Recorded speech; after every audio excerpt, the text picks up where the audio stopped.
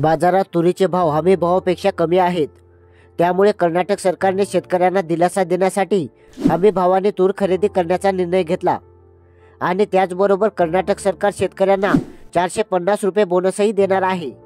कर्नाटक सरकार 3,06,000 टन एवढी तूर खरेदी करणार आहे।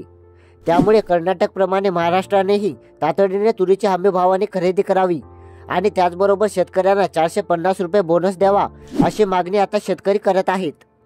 सरकारने लवकरात लवकर निर्णय नाही घेतला तर शेतकऱ्यांना कमी भावाने तूर विकावी लागेल। नवी तूर बाजारात दाखल होण्यापूर्वीच बाजारात तुरीचे भाव पडले आहेत।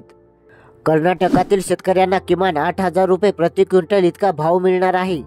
पण महाराष्ट्र सरकारने अजूनही कोणतेही उद्दिष्ट जाहीर केलेले नाही।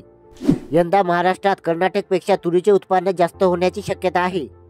त्यामुळे महाराष्ट्र सरकारने कर्नाटक सरकारच्या अगोदर उपाययोजना करणे आवश्यक आहे।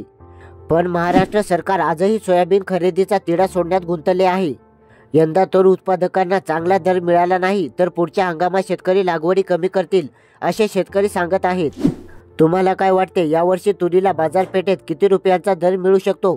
कमेंटमध्ये नक्कीच सांगा आणि आपल्या शेतकरी समाधान या चॅनलला नक्की सबस्क्राईब करा। धन्यवाद।